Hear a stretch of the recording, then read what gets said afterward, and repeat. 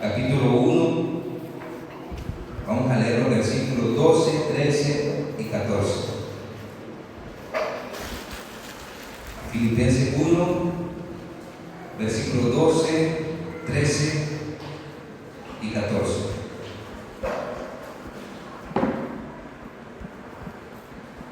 Y dice la palabra de Dios, honrando al Padre, al Hijo y a su Santo Espíritu. Quiero que sepáis, hermanos, que las cosas que me han sucedido han redundado más bien para el progreso del Evangelio, de tal manera que mis prisiones se han hecho patentes en Cristo en todo el pretorio y a todos los demás. Y la mayoría de los hermanos, cobrando ánimo en el Señor con mis prisiones, se atreven mucho más a hablar la palabra sin temor. Pueden tomar sus lugares.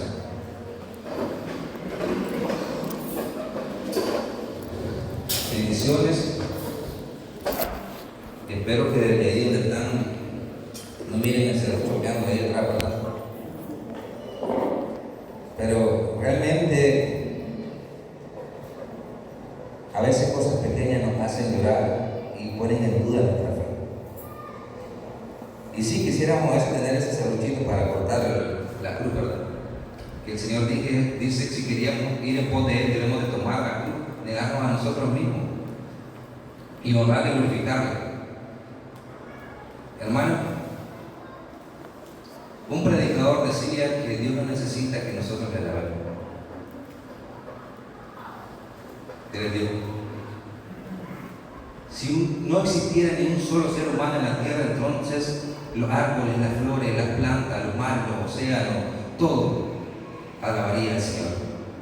Nosotros alabamos a Dios porque necesitamos alabarle. Necesitamos honrar, necesitamos glorificar a Dios. Es nuestro deber. Él es el dueño de todo. Dice que por Él y para Él fueron creadas todas las cosas. En ocasiones a veces creemos que le estamos haciendo un favor a Dios al venir a la iglesia. Cuando acercamos a alguien a evangelizarnos, esa persona cree que le está haciendo un favor al escucharlo.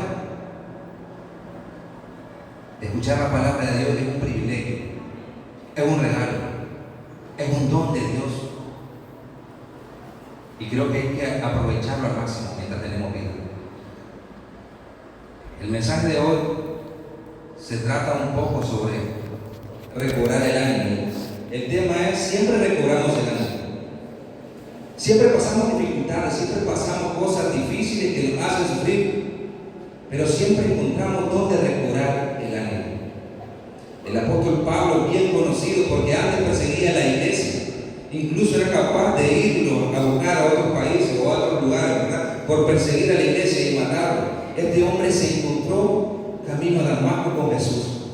Él fue transformado desde adentro hacia afuera como un hombre nuevo. El hombre que seguía a la iglesia ahora era capaz de ir a llevar el mensaje de paz y de misericordia a todos lugares que algunos no conocían. Fue capaz de llevar el mensaje a Europa.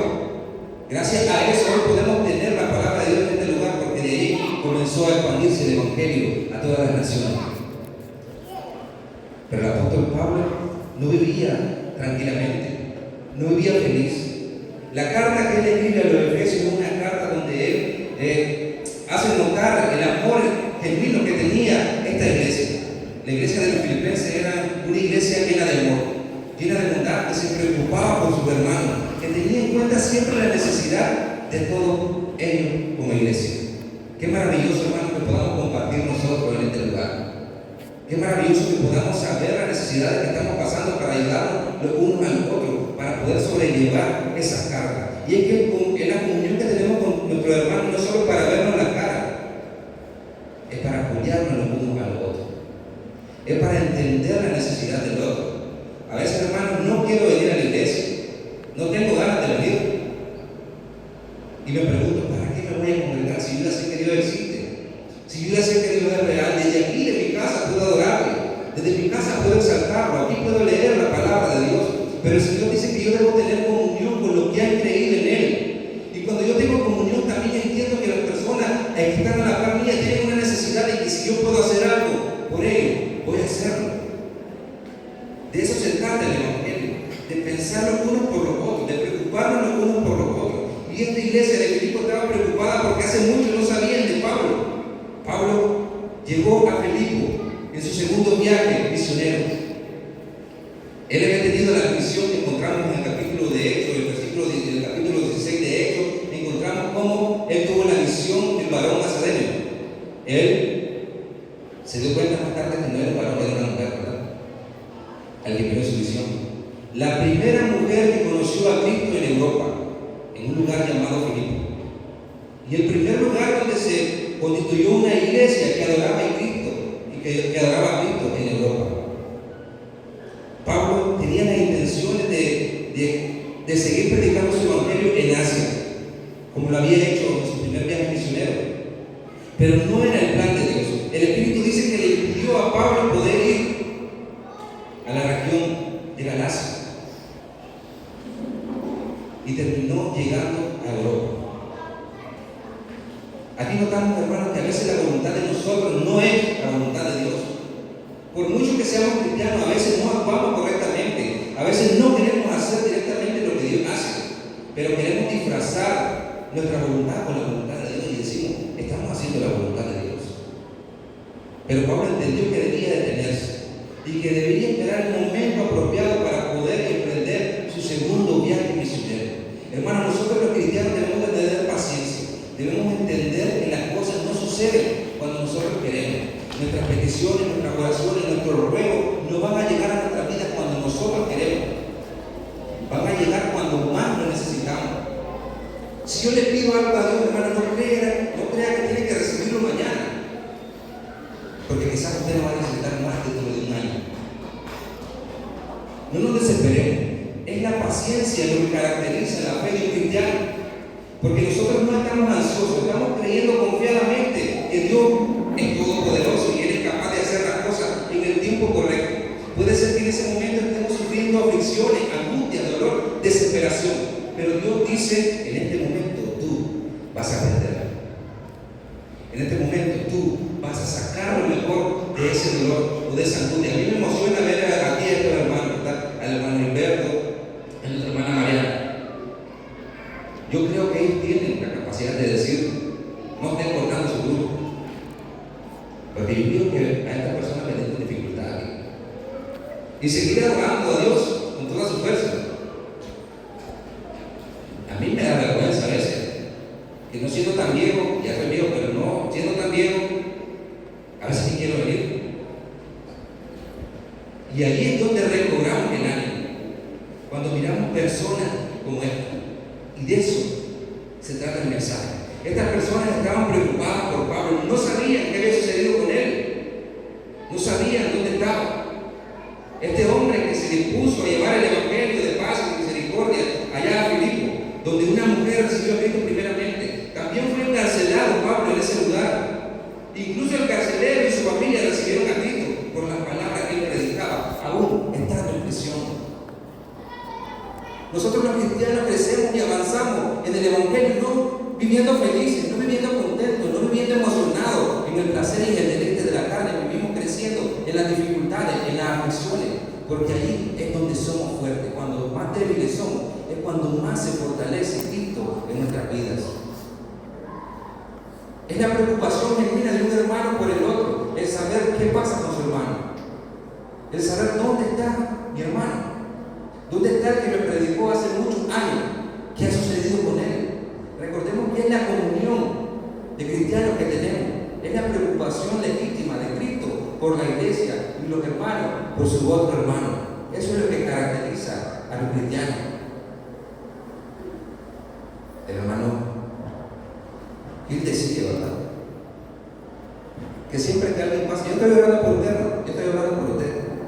A veces decimos, siempre trabajando por todo el mundo, pero eso es nuestra responsabilidad. Es nuestra responsabilidad orar uno por otro. Es nuestro deber. Así es como nos fortalecemos, así es como Cristo fortalece a la iglesia y mantenemos la comunión. Hermano, si fuera necesario que solo me salvara yo en la intimidad de mi hogar y que no saliera de mi casa, entonces Dios en vano hubiera venido a morir por un pueblo. Hubiera venido a morir solamente por mí. Pero no vino a morir solamente por mí, vino a morir por la iglesia. Y la iglesia tiene que dar testimonio y fe de que Cristo es real y que transforma los corazones y que nos preocupamos Así como la iglesia de Filipo, una iglesia a la que Pablo no le recriminaba nada, como le recriminó a Corinto, como le recriminó a los Gálatas por su mal comportamiento o por sus pecados inmorales. La iglesia de Filipo era una iglesia que caminaba, que tenía una madurez muy alta, una madurez que quizás yo no la tenga, pero que quisiera tenerla y que debo de luchar por tenerla. Quizás no seamos la iglesia perfecta nosotros, pero debemos de anhelar tener una madurez espiritual cada día más. Esa es la responsabilidad que tenemos como cristianos e hijos de Dios. Y a mí me impacta ver testimonios aquí. Cuando yo vengo a la iglesia y miro hermanos que están testificando de la maravilla que hace Dios en su vida, hermano, yo me lleno de gozo y eso me conforta y me hace recobrar el ánimo que a veces pierdo. Porque a veces no quiero ni siquiera escuchar cantar a alguien. Pero ya decía el hermano, aquí no venimos nosotros a cantar bonito o a estar viendo quién lo hace bien o quién lo hace mal. Venimos a adorar a Dios porque necesitamos adorar a Dios. Es nuestra naturaleza de adoradores. Necesitamos tener ese ambiente espiritual, ese amor, esa comunión los unos con los otros. Necesitamos demostrar, hermano, no tenga miedo de agarrar el micrófono cuando se para aquí adelante. Que la gente escuche y siga escuchando que hay un Dios verdadero, santo y maravilloso. Yo estoy seguro que Jesús quiso haber tenido un micrófono con un audio enorme para que su palabra se escuchara más lejos. No tengamos miedo de que las personas escuchen nuestro testimonio. Cómo Dios ha hecho maravillas. Cómo Dios se glorifica en la vida de las personas. Cómo Dios hace que recobremos el ánimo en la angustia y en el dolor de los demás. ¿Saben por qué? Porque esas personas mantienen su fe firme en el dolor, en la angustia. Ya decía la hermana Mariana, no me quejo de Dios. Me quebré, pero no me quejo de Dios. ¿Saben cuántas personas allá afuera dicen, ¿por qué a mí? Señor, ¿por qué me pasa esto? ¿Por qué tanta hambre en África? ¿Por qué esto? ¿Por qué lo otro? Bueno, las personas nos defraudan, pero nosotros seguimos creyendo. Nos defraudan nuestros hijos, nos defraudan nuestros amigos, nos defraudan nuestros jefes, defraudamos, pero seguimos queriendo. Pero si Dios no acude a nosotros cuando nosotros queremos darle la espalda y queremos salir corriendo, Él es el creador de todo. Él es el creador de nuestra vida. Cuando yo vengo a la iglesia me emociono porque aprendo cosas, hermanos, que no he aprendido. Y veo el crecimiento de otros hermanos. Y veo la evolución de otros hermanos. Y quisiera evolucionar como Él. Y quisiera avanzar como Él. Ayer, un hermano daba un testimonio que sucedió hace mucho tiempo, ¿verdad? Él tenía una enfermedad, pero él le rogaba a Dios que se la sanara. Pero él quería que Dios hiciera la obra como por arte de mano. Cada día que se levantaba, él decía, sigo enfermo. Y al día siguiente, sigo enfermo, Señor. ¿Y por qué? Dice que él se sentía enojado con Dios. Pero un día fue al doctor por otra enfermedad y terminó siendo sanado de las dos enfermedades. Porque es que Dios obra de una manera maravillosa y Él ahora da testimonio y glorifica de que Dios es grande y maravilloso y que actúa de manera que nosotros no entendemos. Porque los propósitos de Dios son perfectos y sus planes son igual de perfectos. Qué maravilla poder ver los testimonios de vida de otras personas.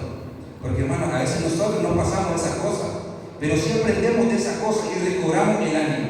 La iglesia de Filipo no sabía dónde estaba Pablo, pero más adelante se dieron cuenta que había sido encarcelado en Jerusalén. Después fue llevado a Roma para ser enjuiciado y se dieron cuenta que allí estaba prisionero. Y estas fueron las palabras del apóstol Pablo. Quiero que sepáis, hermanos, que las cosas que me han sucedido han redundado más bien para el progreso del Evangelio. Ha pasado dolor en su vida, se ha caído, se ha levantado, enfermedad, hambre, tristeza, dolor, angustia. Pero esto solo redunda en el progreso del Evangelio. ¿Saben por qué? Porque habemos personas débiles allí que no podemos soportar lo que usted quizás ha soportado. Y eso nos fortalece y hace que recobremos el ánimo. He visto aquí personas testificando de cosas difíciles, de cosas que Dios ha hecho de una manera extraordinaria, maravillosa. Y eso a mí me hace recobrar el ánimo. Quizás no he vivido eso. Escuché decir al hermano Roberto hace poco que esta niña adoraba y exaltaba a Dios. Y yo estoy seguro que murió creyendo en Dios y su fe intacta. Es normal sentirnos tristes como hombres. Pero yo me gozo cuando veo a una persona a puerta de la muerte seguir confesando que Cristo es el Salvador de su vida. Y eso solo redunda en el progreso del Evangelio. Esa es la preocupación divina que debemos de tener los cristianos, los unos por los otros. Lo que continúa diciendo el apóstol Pablo es: de tal manera que mis prisiones se han hecho patentes en Cristo en todo el pretorio y a todos los demás. No estaba vacacionando, estaba prisionero. Pero sus prisiones se habían vuelto patentes por el autor y por el Evangelio. Habían personas encargadas de cuidar cada cierto tiempo a Pablo. ¿Y qué podía hablar Pablo con él? La palabra de Dios. Era conocido que Pablo predicaba. Ahí los guardias sabían que Pablo predicaba, y estoy seguro que querían escuchar palabras. Y estoy seguro que muchos de esos también se convirtieron. Porque la fe viene por el oír, y el oír la palabra de Dios. Qué maravilloso encontrar un pueblo que honra a Dios, que glorifica a Dios y que se preocupa por los demás. Filipo se encargó de mandar a Epafrodito, que aparentemente era el pastor de Filipo, para saber cómo estaba Pablo. Y esta fue la palabra que recibió. Este hombre, cuando iba para allá, se enfermó y casi muere. Pero también eso redundó en el progreso del Evangelio. Y terminamos con este último versículo que dice: y la mayoría de los hermanos, cobrando ánimo en el Señor con mis prisiones, se atreven mucho más a hablar la palabra sin temor.